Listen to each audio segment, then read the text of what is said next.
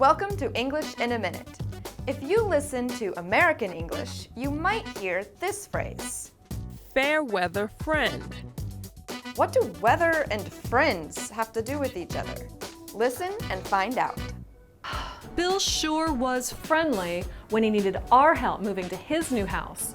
But since we asked him to help us move, we can't reach him. I have always thought he was a fair weather friend. He is only a friend when he needs something. You can't count on him. Fair weather is good weather.